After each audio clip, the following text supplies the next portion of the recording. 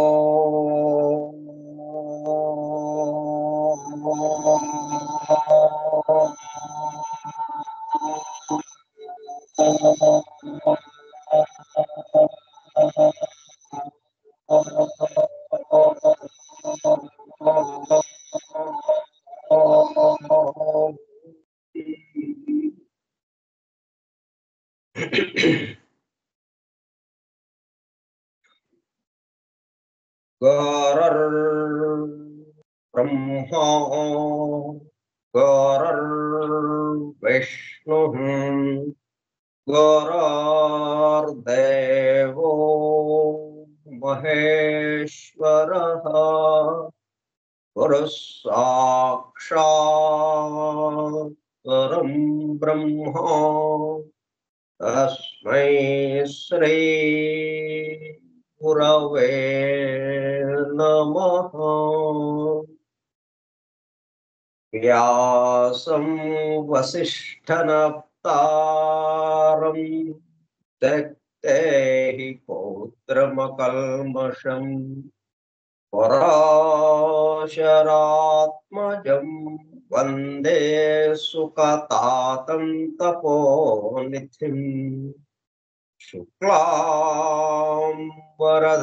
विष्णुं शशिवर्णं चतुर्भुजं प्रसन्नवदनं ध्यायेत् सर्वविघ्नोपशान्तये। अगज आनन पद्मार्कं गजाननमहर्निशम् अनेकदं तं भक्तानाम् एकदन्तमुपास्महे। वक्रतुण्डमहाकाय कोटिसूर्यसमप्रभा निर्विघ्नं कुरु मे देव सर्वकार्येषु सर्वदा। सरस्वती नमस्तुभ्यं वरदे कामरूपिणी विद्यारम्भं करिष्यामि सिद्धिर्भवतु मे सदा। ॐ भूर्भुवः स्वः ॐ तत्सवितुर्वरेण्यं भर्गो देवस्य धीमहि धियो यो नः प्रचोदयात्।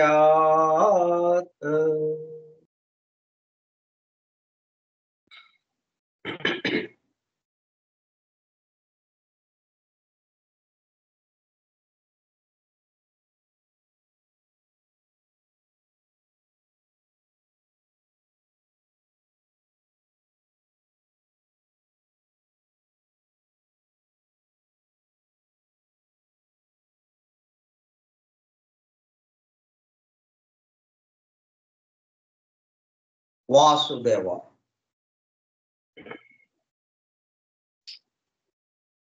ఇక్కడ బోధింపబడుతుందంతా ఆచరణాత్మకముగా. శబ్దం నుంచి నిశ్శబ్దంలోకి తీసుకురాబడ్డాం. మనం 7 శ్లోకాలు గానం చేసుకున్నాం. శబ్దము ఆగిపోయింది, నిశ్శబ్దము. అంటే ఎక్కడి నుంచి వస్తుంది ఇది? ఎక్కడికి వెళ్ళిపోయింది ఈ శబ్దం? నిశ్శబ్దంలో కరిగిపోయింది.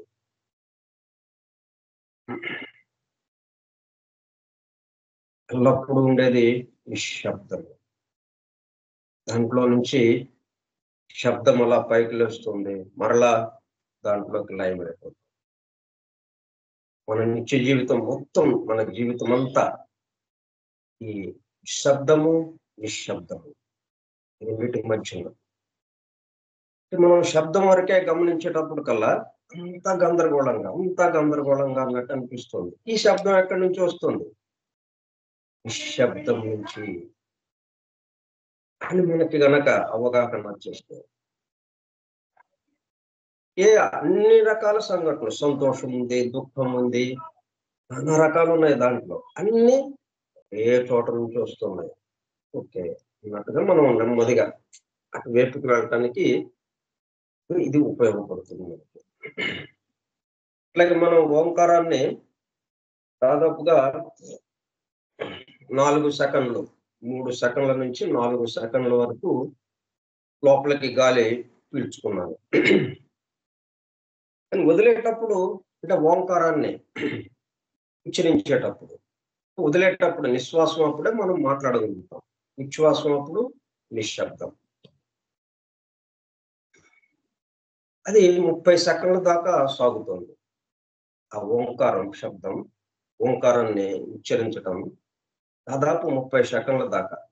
అంటే అంతసేపు ఆ గాలి, లోపల ఉన్న గాలిని, అంటే 4 సెకండ్లలో పీల్చుకున్న గాలిని నెమ్మదిగా కొంచెంగా బయటికి వదులుతుంది. అట్లా 30 సెకండ్ల పాటు దాన్ని ఉపయోగించుకోగలిగాం. మనకి అన్ని అందింపబడతాయి, వాటిని కొడు జాగ్రత్తగా. ఎందుకు కడు జాగ్రత్తగా అనేటప్పుడు కల్లా 30 సెకండ్ల పాటు ఓంకారాన్ని ఉచ్చరించగలిగాం. దాని యొక్క ప్రభావము ఈ సమస్త మానవాళి మీద అది ప్రభావం చూపించడానికి వీలవుతుంది. ఇంకా దూర తీరాలకు దాని యొక్క ఆ శబ్ద ప్రకంపనలు వెళుతూ ఉంటాయి.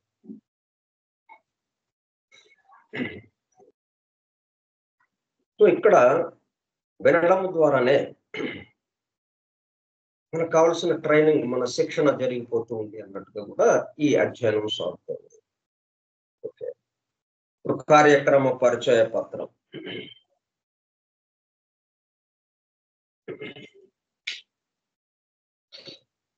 ఫోరం ఫర్ ట్రూత్ సీకర్స్, సత్యాన్వేషకుల బృందము, పరమ గురువులు హెలెనా పెట్రోనా బ్లవెట్స్కీ ద్వారా సమస్త మానవాళి ఆధ్యాత్మిక అభివృద్ధి పరిపూర్ణతల కొరకు అందించిన మ్యాగ్నమ్ ఓపస్, పరమాద్భుత దివ్య పవిత్ర గ్రంథము. పవిత్ర గ్రంథాలు అంటే వేదము, ఖురాన్, బైబిల్ ఇట్లా ఉన్నాయి.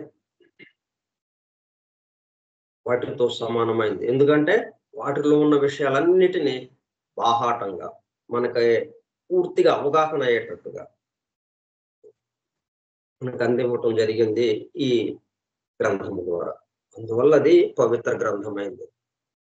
పరమ అద్భుత దివ్య పవిత్ర గ్రంథము, ద సీక్రెట్ డాక్ట్రైన్, రహస్య సత్య సూత్రము, వాల్యూమ్ 1, కాస్మోజెనసిస్, ప్రథమ సంపుటము, బ్రహ్మాండోత్పత్తి క్రమము, part 1, cosmic evolution in 7 stanzas from the book of vision.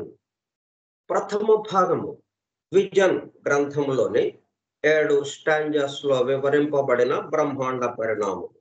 Dhyan అనే పేరుతో ఉంది అది, కానీ దాన్ని ద్విజన్గా నేను పలుకుతూ ఉన్నాను.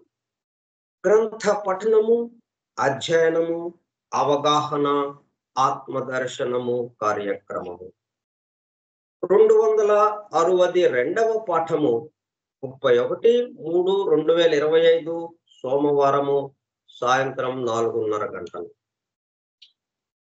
ద సీక్రెట్ డాక్టరేట్ స్కైప్ గ్రూపులో సుదూర ప్రాంతాలలో ఎవరింట్లో వారు హాయిగా విశ్రాంతి తీసుకుంటూ ఏకకాలంలో ఒకేసారి ఏమి చేస్తున్నాము? వింటున్నాము. ఏమి వింటున్నాము? శాస్త్ర సాంకేతిక రంగంలో ఎంతో వేగముగా పురోగమిస్తున్న ప్రస్తుత కాలంలోని మానవాళి అదే వేగముతో ఆధ్యాత్మిక రంగంలో కూడా పురోగమించుటకు వీలుగా ప్రపంచంలోని అన్ని జాతుల మతముల పవిత్ర గ్రంథములలో పొడుపు కథల రూపంలో అర్థం అయి అవనట్లుగా ఉన్న సృష్టి రహస్యములను, సృష్టి అమెరికా కూర్పును బహిర్గతం చేసి మానవాళికి అందించి వాటి అవగాహన ద్వారా ఆత్మ దర్శనము పొందుట అను దివ్య ప్రణాళిక అమలు పరచబడుటకు పరమ గురువులు మేడం హెలినా పెట్రోనా బ్లవెట్స్కీ ద్వారా అత్యద్భుతముగా అందించిన ద సీక్రెట్ డాక్ట్రిన్ గ్రంథంలో బాహాటముగా ఇవ్వబడిన అతి నిగూఢములైన సృష్టి రహస్యములు, వాటి మూలము, గ్రంథ హృదయమును చేరు పద్ధతులు తెలుసుకోవాలనే తీవ్ర ఇచ్ఛతో, తపనతో సత్యాన్వేషణలో భాగముగా ఎన్నో నిగూఢ విషయములను మరింత లోతుగా తెలుసుకుంటూ సత్యమును చేరు ప్రయత్నములో మనమందరము ఇక్కడ చేరాము. దానితో పాటు ఆధునిక విజ్ఞానము యొక్క దృష్టి పథము నుండి తప్పిపోయిన తత్వ దర్శన అన్వేషణలో అనగా సత్యాన్వేషణ కొరకు కూడా ఈ గ్రంథము దగ్గరకు వచ్చాము. The true student of the secret doctrine is a జ్ఞానయోగి అని మేడం బ్లవెట్స్కీ తన చివరి రోజులలో అన్న మాటలను నిజం చేయటానికి మనమందరము జ్ఞానయోగిగా అవుటకు కూడా ఇక్కడ చేరాము. గత 2 సంవత్సరముల 8 నెలల కాలము పాటు ద సీక్రెట్ డాక్టర్ను గురించి తెలుసుకోవడానికి ప్రయత్నించిన మనము ప్రస్తుతము ఇక్కడ చేరి ద సీక్రెట్ డాక్టర్ను తెలుసుకుంటూ, ఇంతకుముందు ఏంటంటే ద డివైన్ ప్లాన్, దివ్య జ్ఞాన Prabodhini, foundations of esoteric philosophy, ఈ గ్రంథాలను అధ్యయనం చేయటం జరిగింది 2 సంవత్సరాల 8 నెలల కాలం పాటు. దాంట్లో అంతా ఏముంది? ద సీక్రెట్ డాక్టర్ గురించి ఉంది. దాని తర్వాత ఇప్పుడు సీక్రెట్ డాక్టర్ లోకి ప్రవేశించామన్నమాట నేరుగా. ద సీక్రెట్ డాక్టర్ ను తెలుసుకుంటూ ఆపై సమస్త విశ్వముగా రూపుదాల్చిన ద సీక్రెట్ డాక్టర్ యందు ప్రవేశించి ద సీక్రెట్ డాక్టర్ గా స్వస్థితి యందు మేల్కాంచుటకు చేస్తున్న చిరు ప్రయత్నమే ఈ కార్యక్రమము. ఈ దివ్య జ్ఞాన మహాయజ్ఞ కార్యక్రమంలో పాల్గొని చెవియొక్కి వినుచున్న, అనగా ఒళ్ళంతా చెవులు చేసుకుని వినుచున్న ప్రియ సత్యాన్వేషక సోదర శ్రోతలందరకు నమస్కారం. అని బెసెంట్ ద్వారా ప్రసాదింపబడిన universal prayer invocation. O hidden life vibrant in every atom, oh hidden light shining in every creature, oh hidden love embracing all in oneness, may each who feels himself as one with thee know he is also one with every other.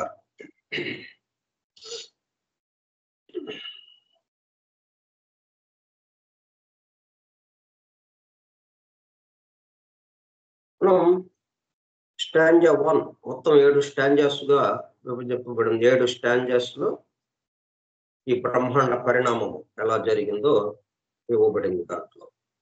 దాంట్లో మొదటి stanza పూర్తి చేసుకుని 2వ స్టాంజాలోకి వెళ్ళబోతున్నాం. మొదటి stanza అంతా ప్రళయ స్థితికి సంబంధించినటువంటి విషయం.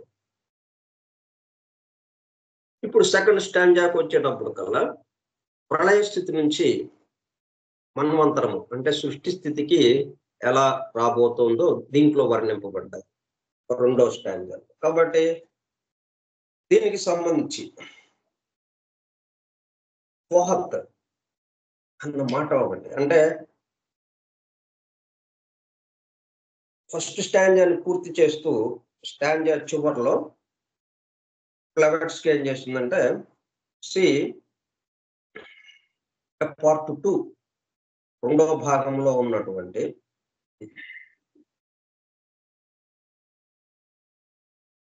Primordial substance and divine thought అన్న వ్యాసాన్ని పరిశీలించండి అని చెప్పడం జరిగింది. ఇది పరిశీలించిన తర్వాత అప్పుడు మీరు రెండో స్టాంజాలోకి వెళ్ళండి. అప్పుడు రెండో స్టాంజాలో ఉన్న విషయం మీకు చక్కగా అర్థమవటానికి వీలవుతుంది అని సూచించడం జరిగింది. అందువల్ల మనం ఇప్పుడు రెండో భాగంలో ఉన్నటువంటి primordial substance and divine thought అన్న దాంట్లో ఉన్న విషయాన్ని మనం తెలుసుకోవడానికి ప్రయత్నం చేస్తున్నాం. దాంట్లో ఫోహత్ అనే మాట ఒకటి వచ్చింది. ఆ ఫోహత్ గురించి మనం తెలుసుకుంటూ ఉన్నాం.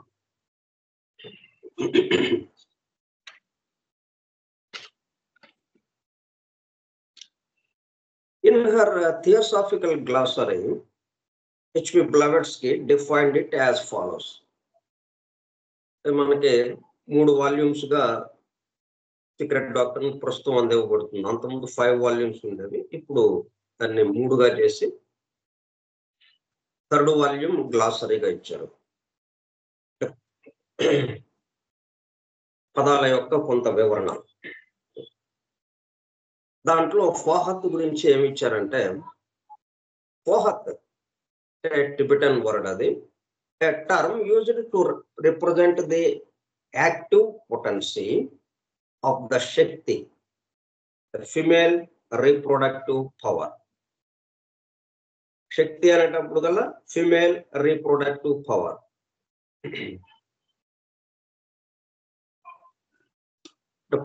పునరుత్పత్తికి సంబంధించినటువంటి శక్తి. ఫిమేల్ రీప్రొడక్టివ్ పవర్, సంతానాన్ని కనడము అనే శక్తి ఏదైతే ఉందో, సంతానం కనడం అంటే ఈ సృష్టి అనేకముగా అవటం, ఒక్కటిగా అయిపోయింది ప్రళయ స్థితిలో, అది అనేకంగా ఇప్పుడు అవ్వాలి.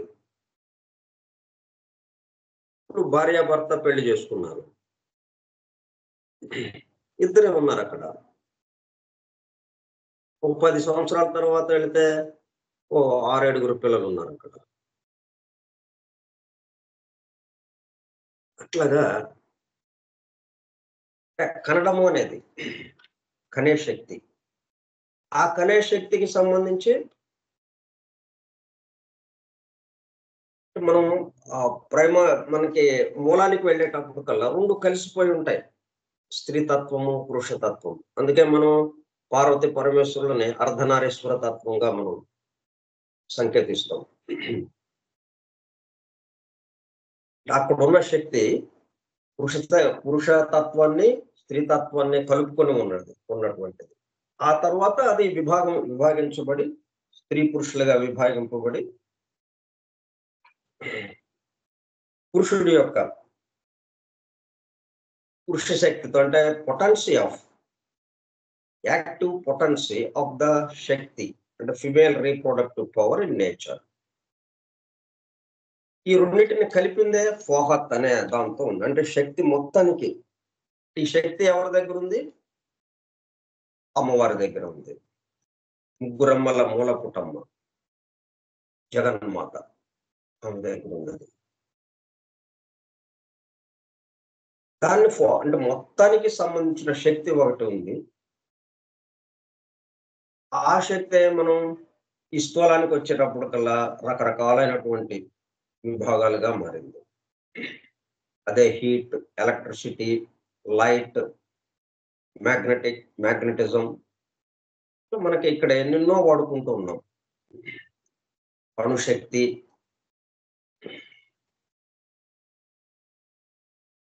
ఎలక్ట్రోడైనమిక్స్ అని ఇట్లా ఎన్నో రకాలుగా ఇవన్నిటికి సంబంధించినటువంటి మూలంలో ఉన్న ఒకే ఒక శక్తి ఫోకట్. అదే ఇన్ని రకాలుగా మారి అంటే స్థూలానికి వచ్చినప్పటికల్లా దాన్ని ఎట్లాగైనా విభజించుకోవచ్చు మనం. అక్కడేమో కలిసిపోయి ఉంటుంది మూలంలో. స్థూలానికి వచ్చినప్పటికల్లా అంటే ఏడో లోకంగా ఇది. భూలోకానికి వచ్చేటప్పటికి ఇంకా విడదీయటానికి వీలుగా ఇక్కడ మనకి దర్శనమిస్తూ ఉంటుంది. అదే Fohat. The essence of cosmic electricity. Fohat అంటే ఏంటన్నమాట? Essence of cosmic electricity. మొత్తం విశ్వానికి అంటే సృష్టింపబడినటువంటి విశ్వం ఏదైతే ఉందో, ఆ విద్యుత్తుది, విశ్వంలో ఉన్నటువంటి శక్తి ఏదైతే ఉందో, విద్యుత్ శక్తి, దాని యొక్క సారము. ఎక్కడైనా శక్తి బహిర్గతం అవుతుంది అంటే అది ఫోకట్ యొక్క ఒక రూపము, ఫోకట్ యొక్క వ్యక్త రూపము అని మనం దానికి కనెక్ట్ చేసుకోవాలి మనం.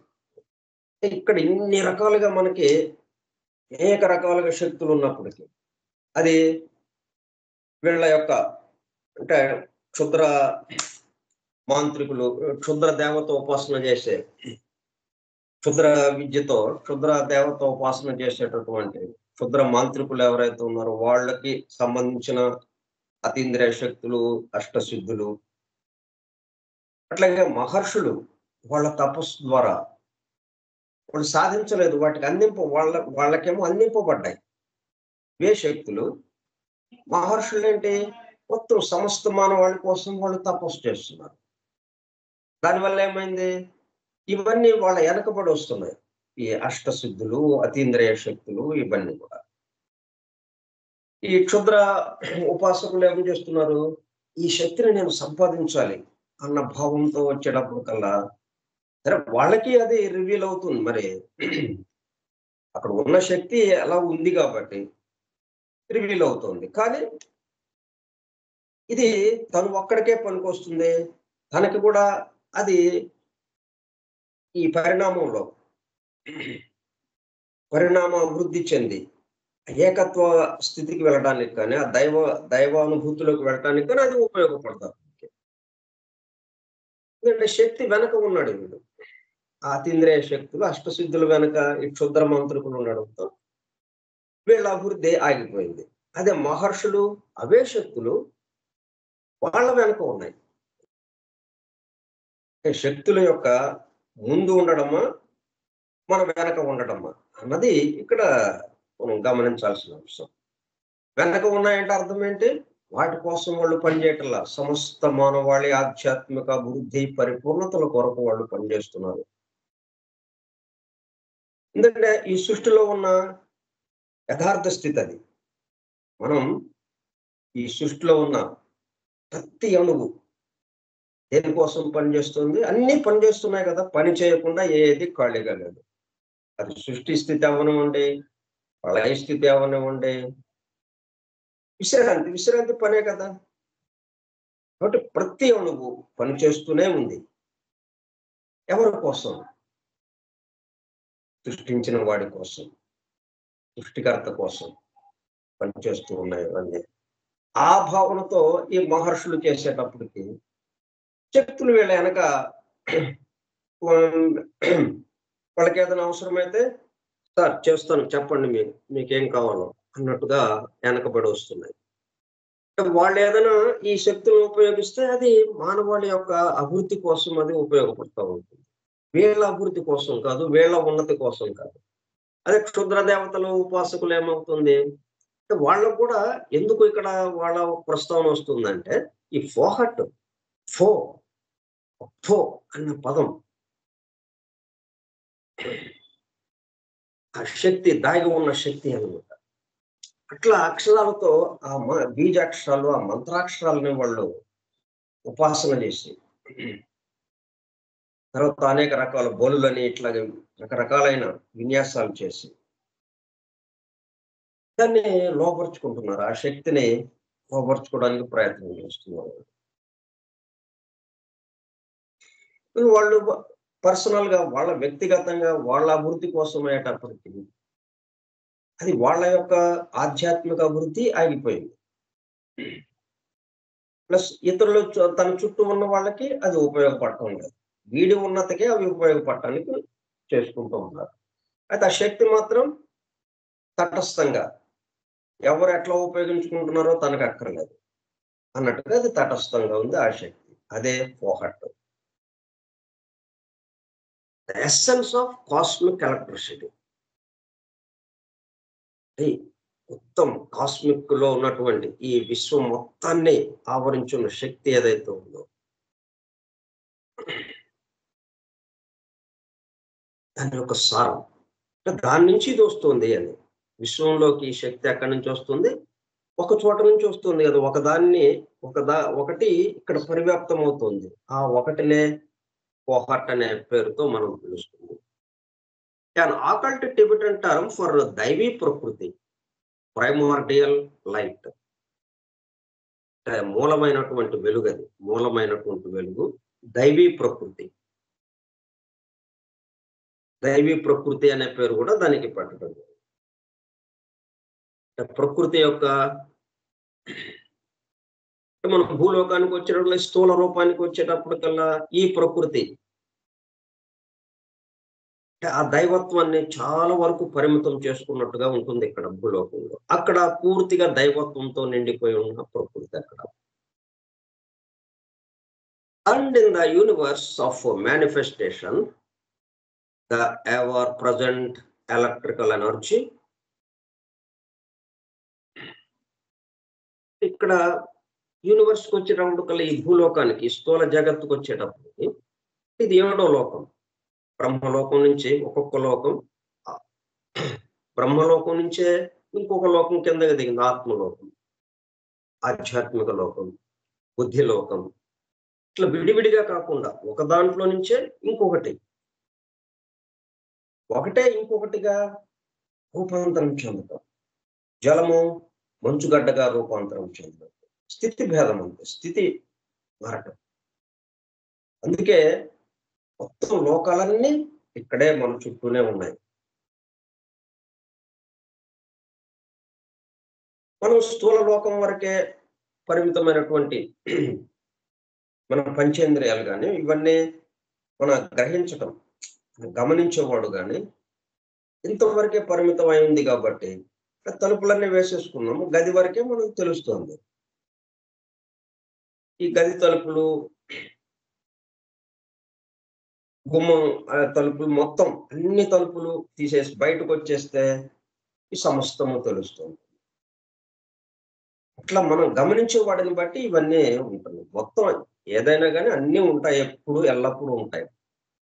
అయితే ఈ గమనించేవాడు తన యొక్క పరిమితానికి సంబంధించి ఎంత పరిమితంగా ఉన్నాడో అంతవరకే తెలుస్తూ ఉంటుంది. ఇక అపరిమితుడయ్యే కొలది, మొత్తం వ్యాపించే కొలది ఈ సమస్తము తెలుస్తూ ఉంటుంది. ఇక్కడేంటి మేనిఫెస్టేషన్‌కి వచ్చేటప్పుడు ఈ వ్యక్త సృష్టిలోకి వచ్చేటప్పటికి the ever present electrical energy and ceaseless destructive and formative energy process. ఇక్కడికి వచ్చేటప్పటికల్లా స్థూల లోకానికి ఇక్కడ ఉన్నటువంటి ఈ భూలోకంలో ఉన్నటువంటి మొత్తం శక్తిమయ కక్ష మనకేం చెప్తున్నాం? ద్వాదశ ఆదిత్యులు, ఏకాదశ రుద్రులు, అష్టవసులు.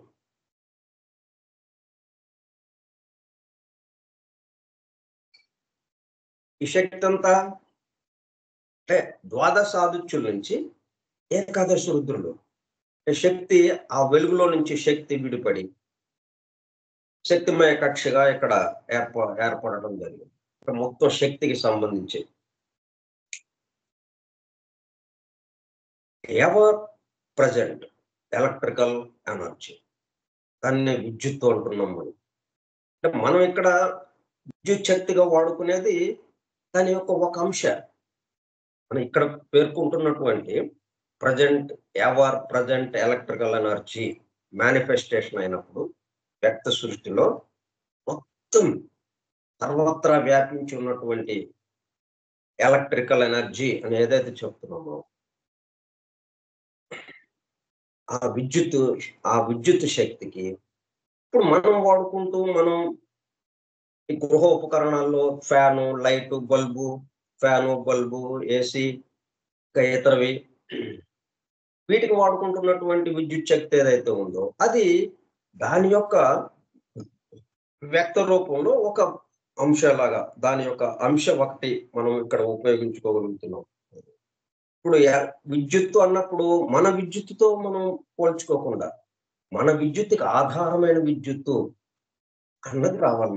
మనకి ఇక్కడ ఏది చెప్తున్నా కానీ మనం మామూలుగా ఈ స్థూల ప్రపంచంలో మనం వాడుకుంటున్నవి ఉన్నాయి, మనకి తెలిసిన విషయాలు ఉన్నాయి. ఈ తెలిసిన విషయానికి దాన్ని జత చేయకుండా ఈ తెలిసిన విషయానికి ఆధారమైనది అది, అట్లాగా మనం వీటిని అన్వయించుకోవాలి. ఇక్కడ ఏది చెప్పబడుతున్నా కానీ మనం పవిత్ర గ్రంథాల్లో చెప్పబడే విషయాలన్నిటినీ అది భౌతికంగా లౌకికంగా ఉన్నట్టుగా ఉంటుంది. మనకి తెలిసిన విషయాలుగా ఉంటాయి, తెలిసిన శక్తులుగా ఉంటాయి. కానీ ఈ శక్తి ఏదైతే ఉందో అది దాని యొక్క ఒక అంశ మొత్తానికి సంబంధించింది ఒకటి ఉంది. దాని యొక్క అంశగా ఇక్కడ మనం ఉపయోగించుకుంటున్నాము. అంటే మనం ఉపయోగించుకుంటుంది ఏదైతే ఉందో ఇది దానికి అన్వయించుకున్నామంటే అక్కడ ఏమవుతుంది, అది మనకి ఇది పరిమితం.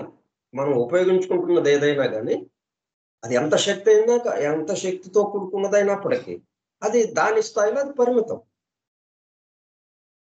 కాబట్టి అది అపరిమితం.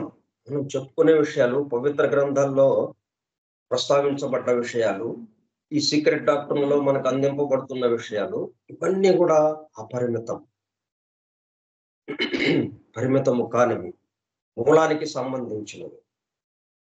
దాని యొక్క అంశం ఇక్కడ మనం ఉపయోగించుకుంటున్నాము. ఇక్కడ ఏంటన్నమాట, ఇక్కడ మనం ఇన్ని రకాలుగా ఇవన్నీ ఉన్నప్పటికీ వీటన్నిటికీ మూలం ఒకటే ఉంది. అక్కడ ఏకత్వ భావంలోకి మనం వెళ్ళటానికి ఇవన్నీ మనం వివరించుకోవడం జరుగుతుంది. ఉన్న విషయం ఏంటంటే ఏకత్వం. అనేకత్వంగా మనకు అనిపిస్తుంది కానీ ఉన్నది ఏకత్వం. ఒకదానికి సంబంధించింది తప్ప ఇంకోటి లేనే లేదు. దాంట్లోకి మనం ప్రవేశించడానికి ఇట్లాగా ఇక్కడ చెప్పబడుతున్న ఇప్పుడు electrical energy ever present and in the universe of manifestation Fohat గురించి మనం చెప్తూ గ్లాసరీలో మేడం బ్లావెట్స్కి దాని యొక్క వివరం ఎలాగిచ్చారు. In the universe of manifestation, ఈ వ్యక్త సృష్టిలో the ever present electrical energy విద్యుత్ శక్తిగా మొత్తం వ్యాపించి ఉంది అని చెప్పడం జరిగింది. విద్యుత్ శక్తి అనగానే మనం వాడుతున్న విద్యుత్తుకి సంబంధించిన దానిగా అన్వయించుకుంటే అప్పుడు చిన్నది అయిపోతుంది. ఎందుకంటే దీనికి ఉన్న కెపాసిటీ చాలా పరిమితం. దీనికన్నా ఎంతో గొప్పగా అది పనిచేయగలదు. అందువల్ల దాని యొక్క అంశగా, దాని యొక్క వ్యక్త రూపంగా, దాని యొక్క స్థూల రూపంగా మనం వాడుకునేది ఏదైనా కానీ సూక్ష్మంగా ఉన్న దాని యొక్క స్థూల రూపాన్ని మనం వాడుకుంటున్నాం, మనం ఉపయోగించుకుంటున్నాం.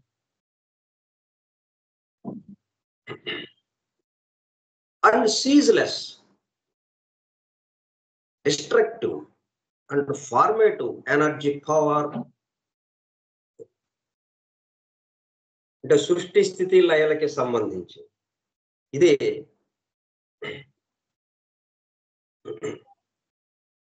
ఇప్పుడు మనం తనికళ్ళ భరణి ఆట గదరా శివ అని చెప్పి పాట పాడుతున్నాడు. ఆయన తత్వాలు అంటే మనకి మామూలుగా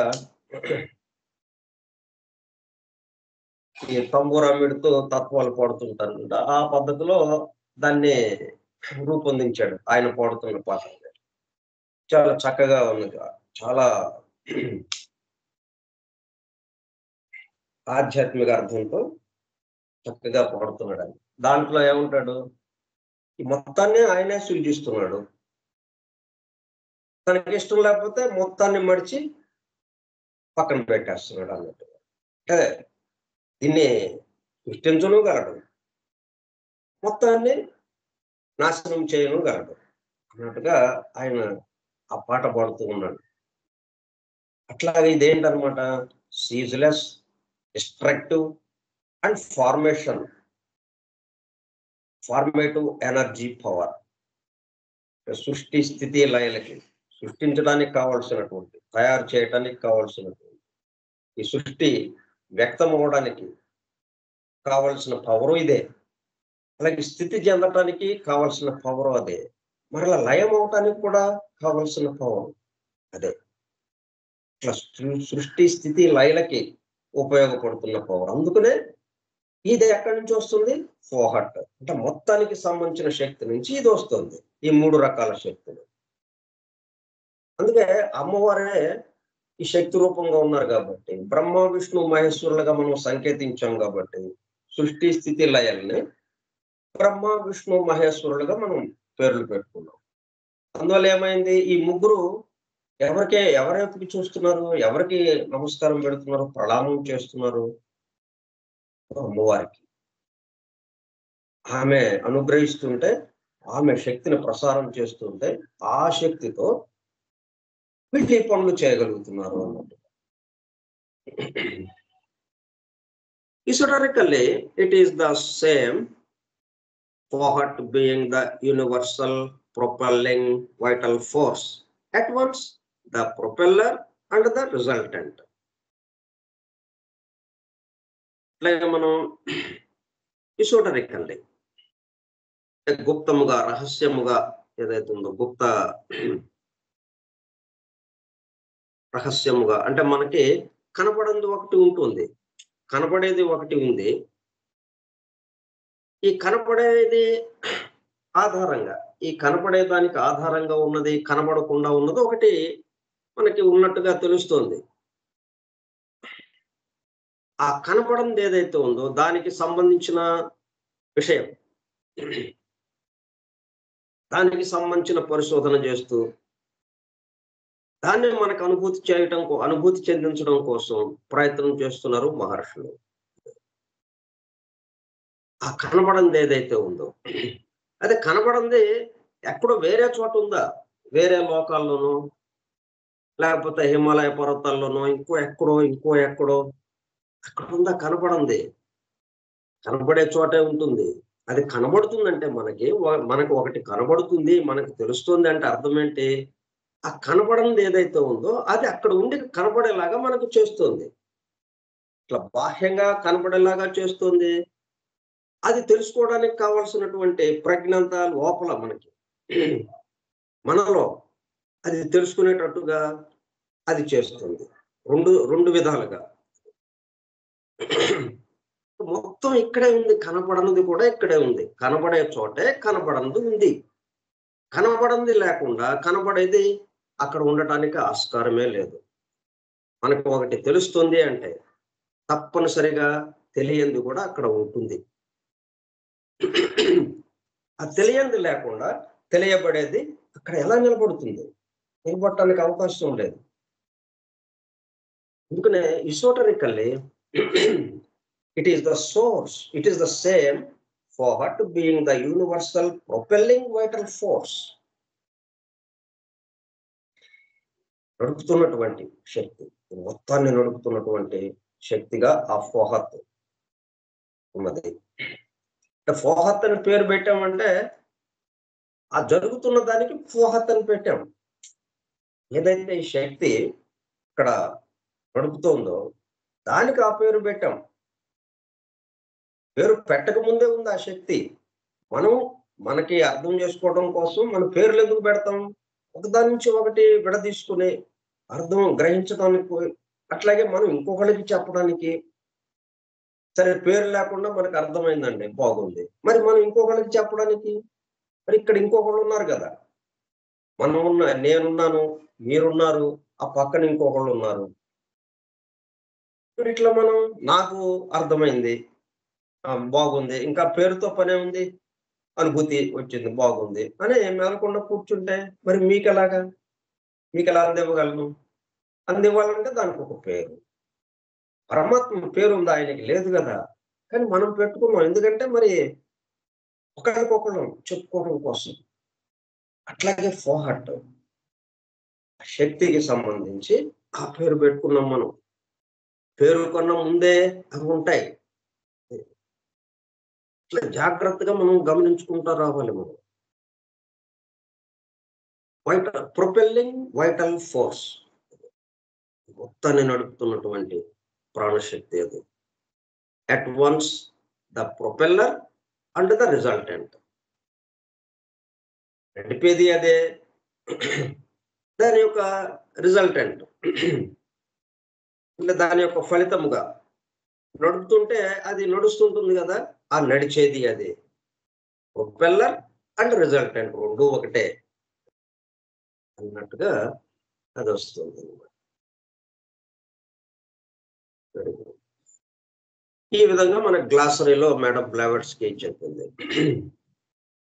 ఎందుకు దీని గురించి మనం ప్రస్తావించుకుంటున్నామంటే, మనం సెకండ్ స్టాంజాలోకి వెళ్ళబోతున్నాం. అంటే ఏకత్వం నుంచి ప్రళయ స్థితి అంటే ఏకత్వము. ఇక్కడ ఇక గందరగోళం లేదు. అంతా ప్రశాంతంగా, హాయిగా ఉంది. ఒక్కటిగా ఉంది. గాఢ నిద్రలో ఏముంది? ఏమీ లేదు. మనల్ని మనమే మర్చిపోయిన స్థితి. ఇప్పుడు అక్కడి నుంచి మెలకువ స్థితిలోకి రాబోతున్నాం. అంటే ఈ సృష్టి స్థితిలోకి రాబోతున్నాం అనేకత్వంలో.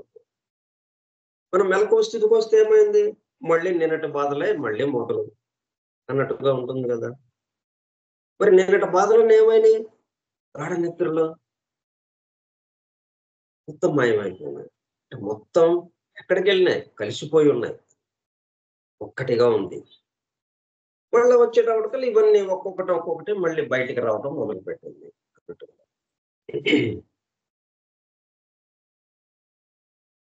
ఇప్పుడు ఇది ఒకటి, ఒకటి అన్న దానికి మనం గుర్తుపెట్టుకోవడం కోసం, మనం దాన్ని భావించడం కోసం, ఇన్ని రకాలుగా ఇక్కడ ఉన్నప్పటికీ ఇవన్నీ మూలం, మూలం ఎప్పుడూ ఒక్కటిగానే ఉంది.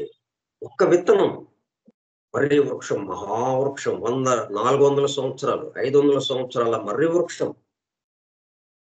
ప్రపంచమంతా అందరూ దాన్ని దర్శిస్తుంటారెళ్లి. అదొక టూరిస్ట్ పాయింట్ లాగా, టూరిజం పాయింట్ లాగా. టూరిస్ట్ అట్రాక్షన్‌గా అది. 500 సంవత్సరాలు. శాఖోపశాఖలుగా. అసలు మూలం ఏది అన్నది తెలియకుండా. దాని యొక్క వేర్లే ఒక వృక్షంలాగా మరలా. అట్లాగా మొత్తం ఒక 10 ఎకరాల్లో వ్యాపించి ఉందది. కానీ ప్రారంభం ఒక్క విత్తనం, ఒక్క విత్తనం, ఒక్క గింజ. అట్లాగా అందుకే చెట్టుతో పోల్చుకోవడం మనం సృష్టిని, ఈ వ్యక్త సృష్టిని చెట్టుతో పోల్చుకోవడం ఎందుకంటే, ఒకటిగా ఉండి అనేకమవటం. ఇక్కడ మనకి స్పష్టంగా తెలుస్తుంది గదా! ఒకటి అనేకమైంది. ఎన్నెన్ని కొమ్మలు, ఎన్ని రెమ్మలు, ఎన్ని ఆకులు అట్లా ఉన్నది. అంటే ఈ ఈ అనేకత్వం అంతా మూలాన్ని మనం ఎప్పటికప్పుడు గుర్తుకు తెచ్చుకోవటం. దానివల్ల ఏమవుతుంది? ఇక్కడ ఉన్నటువంటి అనేకత్వము, భిన్నత్వము అన్నీ కూడా నెమ్మదిగా సమసిపోయి వీటన్నిటిలోనూ ఉన్నటువంటి ఒకే ఒక దాన్ని మనం చూడటానికి అలవాటవుతుంది.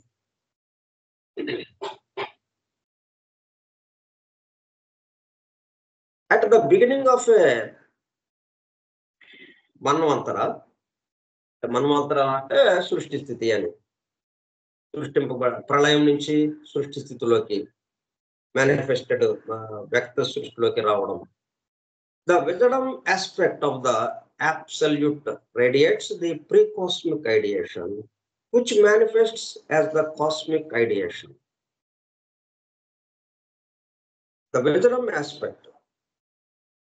ఏదైనా గాని ఒక పని జరగాలి అంటే అది ఎలా చేయాలి? దానికి సంబంధించిన జ్ఞానం, పనికి సంబంధించిన జ్ఞానం ఉండాలి. ఏ పద్ధతిలో చేయాలి, ఏంటి అని. దాన్ని విజడం.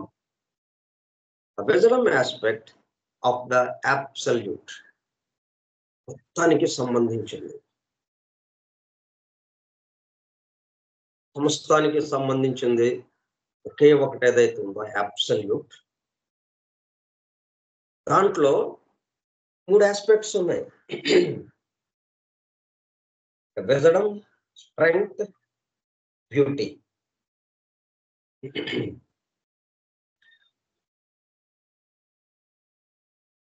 విజడమ్ ఆస్పెక్ట్ ఏంటి? Radiates the pre cosmic ideation. అంటే సృష్టింపబడటానికి ముందు, సృష్టి రావడానికి ముందు ఈ విధంగా సృష్టింపబడాలి. ఒక వస్తువు తయారవడానికి ముందు ఈ వస్తువుని ఇలా తయారు చేయాలి ఇలాగా అని. ఇప్పుడు మనకి ఎయిర్ టాక్సీలు రాబోతున్నాయి. మనం నేల మీద టాక్సీలు లాగానే మనం ఫోన్ చేసి ఫోన్ చేయంగానే మన ఇంటికి వచ్చేస్తున్నాయి.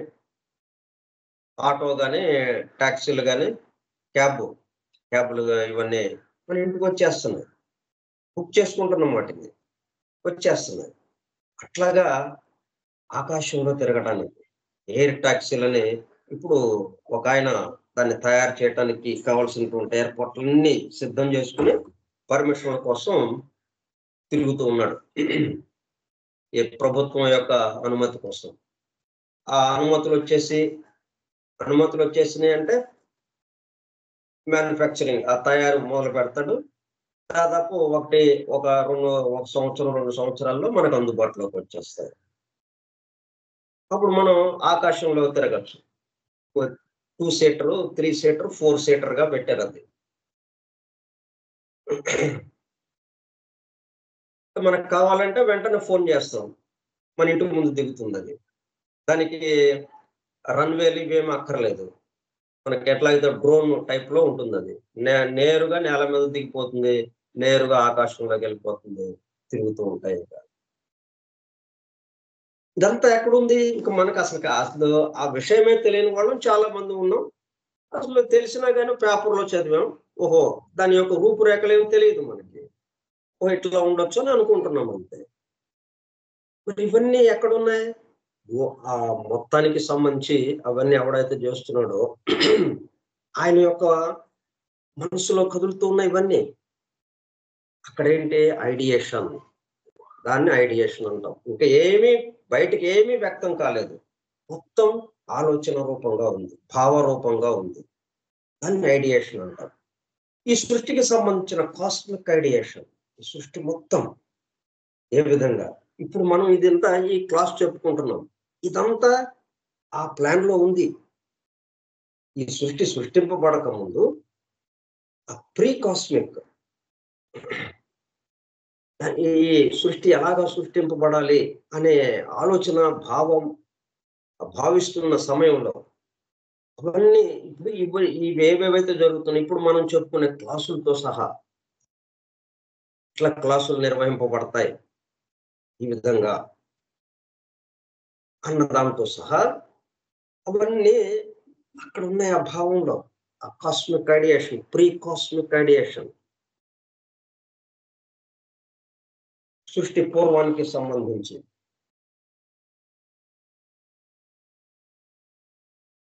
అది విజడమ్ ఆస్పెక్ట్. అది ఎక్కడి నుంచి రేడియేట్ అవుతుంది, అది ఎక్కడి నుంచి ప్రసారం అవుతుంది? అబ్సల్యూట్ నుంచి బయటికి అలా ప్రసారం అవుతూ ఉంటాయి. which manifests as the cosmic ideation. అప్పుడు కొంతవరకు కాస్మిక్ ఐడియేషన్ అంటే కొంతవరకు ఈ సృష్టి తయారు కావడానికి కావాల్సినటువంటి, అంటే బిల్డింగ్ తయారు చేయాలి. ఇక్కడ బిల్డింగ్ తయారు చేయాలంటే ఏమీ లేదు, ముందు చోటు తీసుకున్నాం. చోటు ఎందుకు తీసుకుంటాం? బిల్డింగ్ కడదామనేగా. ఇవాళ కాకపోతే రాబోయే భవిష్యత్తులోనైనా సరే చోటు మనం కొన్నాము అంటే అర్థం ఏంటి? ఇక్కడ ఏదో ఇల్లు కట్టుకుందామండి అన్న భావనతోనే కదా. అంటే ఫస్ట్ ఏది ఉంది? ఇల్లు, ఇంటి భావన ఉంది కాబట్టి చోటు దగ్గరికి వెళ్ళాము. లేదా చోటు దగ్గరికి ఎందుకు వెళ్తాం? మనం వెళ్ళాం కదా. అట్లా ఏంటి? బిల్డింగ్ కడదామని అంటే సృష్టి నిర్మాణం చేద్దాం. అన్న భావన వచ్చిన తర్వాత అది రేడియేట్ అవుతుంటే అక్కడి నుంచి ప్రసారం అవుతుంటే అది తర్వాత ఎలా మారింది? చోటుగా మారింది. The cosmic ideation. ఇప్పుడు చోటు తీసుకున్నాం అన్నట్టుగా. The latter eventually gives rise to Fohat. ఈ ఆలోచనగా ఉంది. అలాగా కలగంటూ అలాగ ఉన్నాడు. ఏమీ లేదు. అది చేద్దాం, ఇది చేద్దాం. ఇలాగ చేస్తే ప్రపంచంలో కుబేరుల్లాగా అయిపోతాం మనం. బ్రహ్మాండంగా మనం తయారు చేసిన వస్తువులు తయారయ్యాయి. అందరూ కొనేసేస్తారు. అలా చేయాలి, ఇలాగ చేయాలి. ఎక్కడ? మంచం మీద పడుకొని శుభ్రంగా దుప్పటి కప్పుకొని హాయిగా ఆ ఏసీ పెట్టుకొని కలగంటున్నాడు. ఇప్పుడు అది యాక్షన్‌లోకి రావాలి మరి. యాక్షన్‌లోకి రావడానికే అంటే దానికి శక్తి కావాలి. ఆ ఊహించటానికి కూడా శక్తి కావాలి. అది కొంతవరకు ఈ ఫోహట్ ఉపయోగపడుతుంది. ఇప్పుడు యాక్షన్‌లోకి రావడానికి కూడా అది లేచాడిక. మొత్తం ఎయిర్‌పోర్ట్‌లన్నీ చూడటానికి వాళ్ళని కనుక్కున్నాడు, వీళ్ళని కనుక్కున్నాడు. మొత్తం ప్లాన్ వేసుకున్నాడు. ఎవరెవరిని కనుక్కోవాలి. ఇవన్నీ తిరుగుతూ ఉన్నాడు. ఈ శక్తి ఎక్కడిది? ఫోహత్ కూడా అక్కడి నుంచే propelling energy, propelling vital force. అంటే కాస్మిక్ ఐడియేషన్ ఈ విజడం యాస్పెక్ట్ నుంచి అది వ్యక్త సృష్టిలోకి రావాలి అంటే, వ్యక్తం అవ్వాలి అంటే స్ట్రెంగ్త్, శక్తి కావాలి. అదే ఫోహట్. స్ట్రెంగ్త్ యాస్పెక్టే Fohat. The latter eventually gives rise to fohart. In Madame Blavatsky's words, absolute wisdom mirrors itself in its ideation. ఇక్కడ ఏంటంటే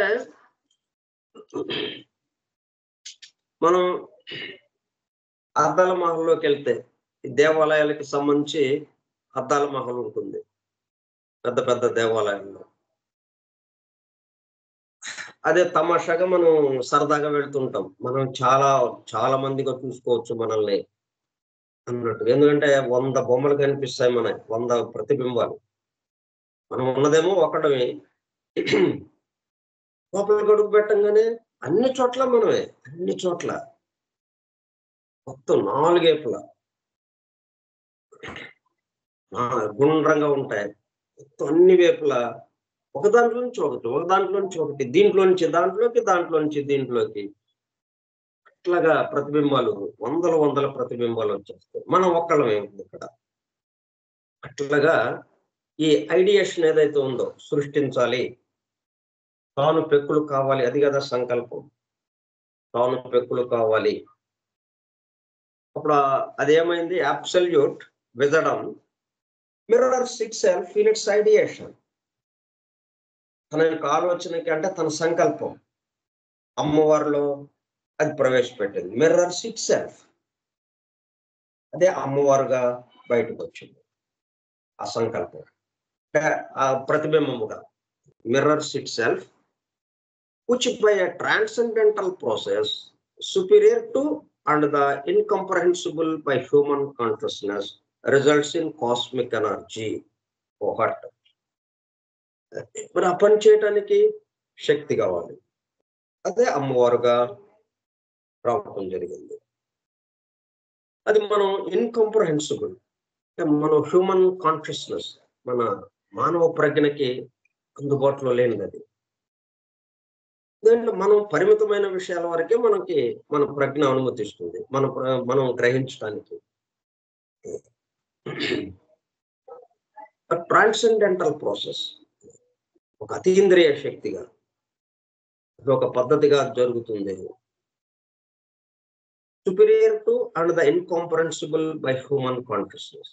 మనకన్నా మించి.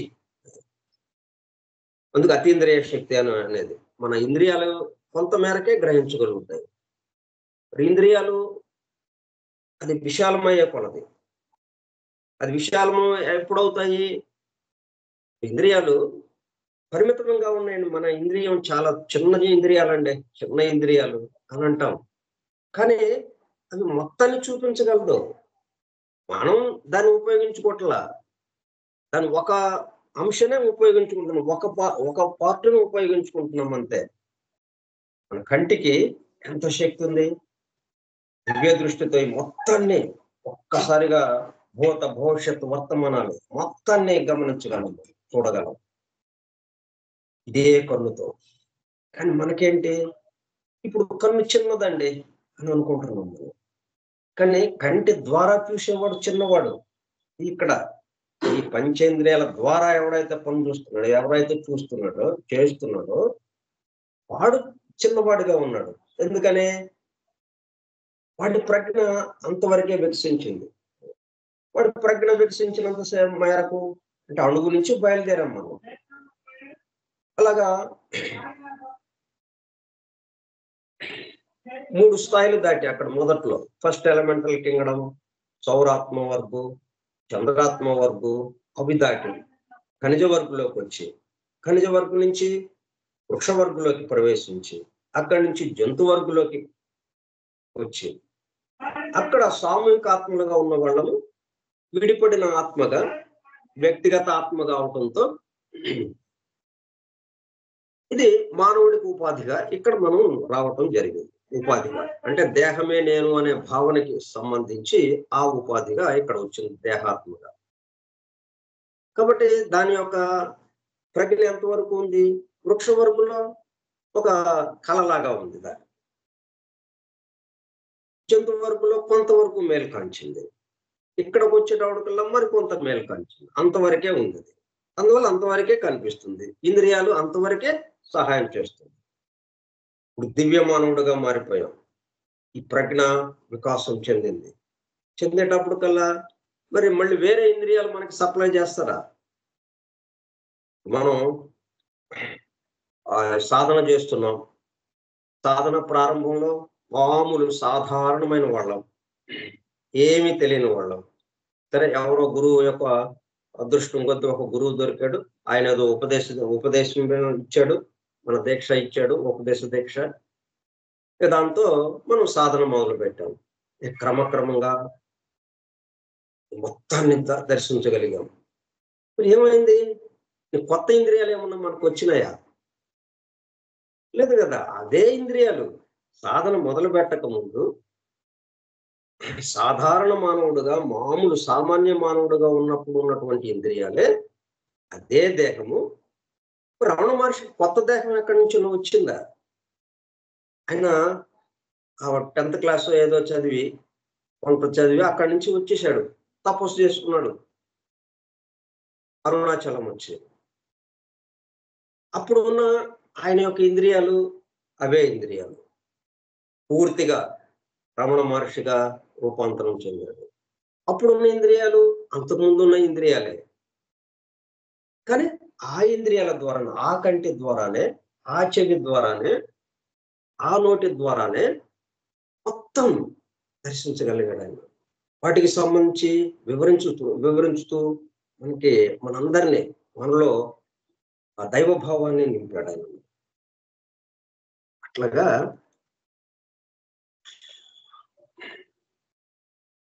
incomprehensible by human consciousness results in cosmic energy forgot.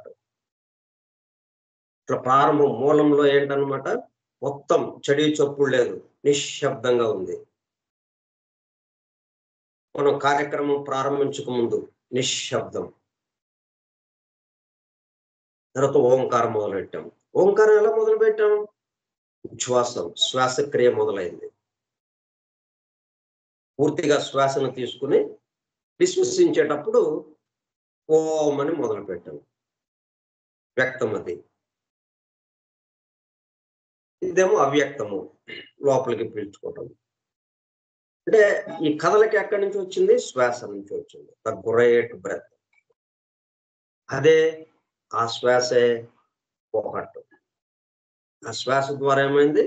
శక్తి ప్రారంభమైంది. సరే, మిగతా విషయాలు మనం రేపు కొనసాగిద్దాం. స్వస్తి ప్రజాభ్యః పరిపాలయంతాం న్యాయేణ మార్గేణ మహీం మహిషాః గోబ్రాహ్మణేభ్యः శుభమస్తు నిత్యం లోకాः సమస్తాः సుఖినో భవంతు లోకాः సమస్తాः సుఖినో భవంతు లోకాः సమస్తాः సుఖినో భవంతు ఓం శాంతి శాంతి శాంతి వాసుదేవ